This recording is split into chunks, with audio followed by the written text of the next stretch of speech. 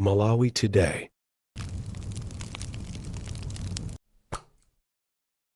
Mboli mulinawo yazimene mwamba inetu bayani ndimalankhula zinthu zoti anthu amagani tikulandireni kwina kulikonse kumene muli pa Malawi lero ndi tsiku lina limene tikufuna tikupasireni zinthu zosiyana-siyana zimene zikuchitika mtsikuli, koma papa tabwera kaye ndi ka video kamene kakulongosola zambiri zokhuzana ndi mmene boma likuyendesera zinthu makamaka pa nkhani yokhuzana ndi mafuta, pa nkhani yokhuzana ndi china chilichonse cha dziko lino.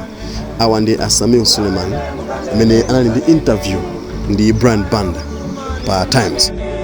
Iwo analongosola zinthu zambiri zimene boma likuchita molakwika makamaka pa nkhani yokhuzana ndi kugula mafuta kunja.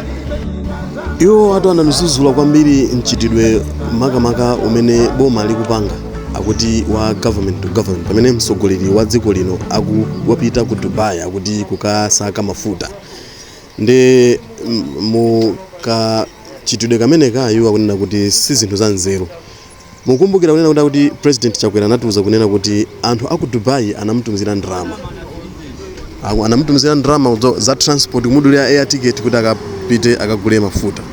Zomwe Suleiman akunena kuti ili ndiboza kwambiri chifukwa munthu sizingatheke kuti ukupita ukagula katundu ndi ene ake amene ufuna kuti ukagule katundu anja kukutumizira transport ndi cholinga choti ukagule, akuti izi sizoona. Ndi mu video iyi alongosola zinthu zambiri zimene agunda makona osiyana-siyana. Ndi tingokupemphani kuti inuyo mukhale pompo ndi mumvere kuti ayankhula kuti chani ndipo adayankhula kuti chani. Tikhale limodzi. Mboli mulinawo yazimene mwamba inetu bayani ndimalankhula zinthu zoti anthu amakanika kundisusa yetu $5 nthawi kundikusaza umboni chifukwa amene akuziwa kuti ine ndikunama iye andi umboni wina azibwereso amene chakundichita ineyo manama tikugula mafuta kuma companies now tinafika pauti timachita makampani acha $75 million. Now chimeti kupanga ifeso pano anthu achifondera machachuluka ayamba kuseka mipopeja. Okay. Ndifake munaona mafuta anavuta kwambiri. So ife momoti tikhale pansi ndi anthu aja tikambirane nawo fanga kufika poti pasa mafuta $75 million. Senzo pali ubali. That's right, yeah. Tikwasiya tikupita zikagula kwa madoba ena kashi. So nawo wana kukwiya ano kuti ife tikupasani mafuta ndalama zathu tunazipata kuma tikakufuta ndalama mukuti mulibe forex mulibe kuma mukutenga forex mukagulaso uku ndifake mukuona even panopa lero date ya lero muchite mark this coming week mafuta avuta because awa kuseka ano matapu achi. Okay. So ndichabwino olzipite ku Dubai tingoyerekeza kuti chabwino ine ndikunama apita umwe tuboma akulisana mafuta azafika bwa shipi inyamuka izatera kuti tindi ma storage facilities ife zosamveka zokhazoka ano kumasa kuti ali ndi storage facilities ma facilities amene ali ku Beira. Okay.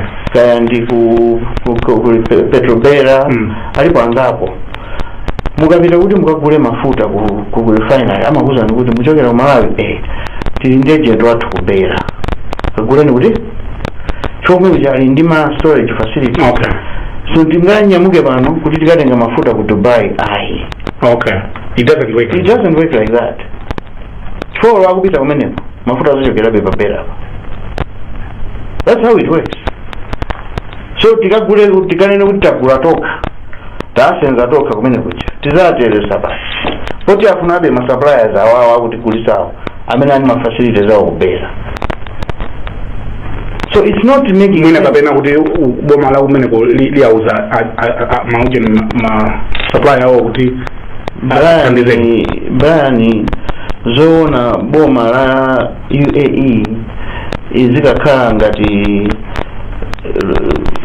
venda kumagulisa mafuta. You know UAE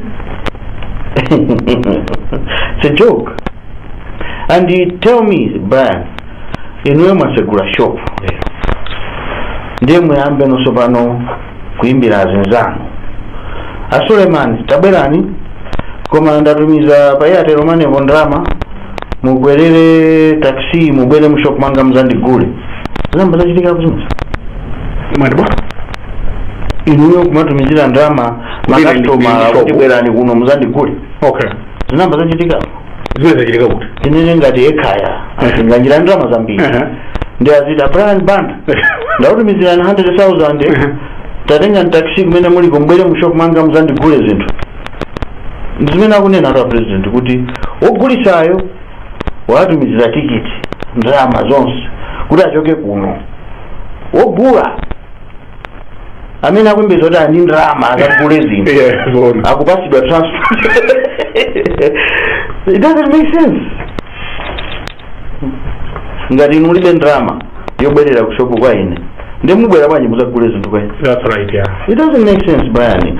It's just a shame kuti tikulolera izizi kuti zichitike. Chimene chikuchitika ndi kuti afuna abwereseka komiti kena headed by Nzimayi uyu sinimuchula uyu olankhulitsayi anapita nawo ku Kenya ndiye Nzimayi wena anapita naye ku Kenya uyu amapanga za ku Kenya akupanga za ku Kenya ndiyo uyu anali konko kale but anyway chimene akufuna ndi kuti apange komiti imeneyo headed by anthu amenewa ndi abwana ena aku State House iko abwana ena kumenekoko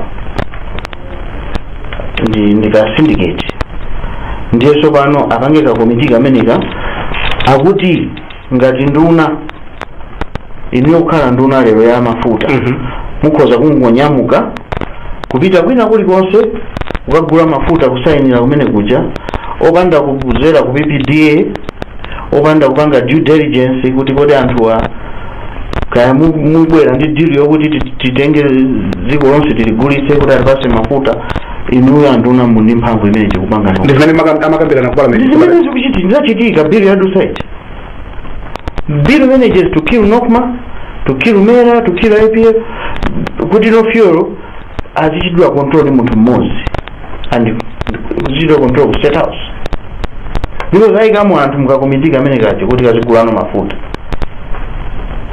headed by akuluakulu State House and aphungu a nyumba ya malamulo azilolera zimene zadusa si zulozulu zadusa anaima aphungu naona Saka analankhula kwambiri naona so Ajihana analankhulapo koma end of the day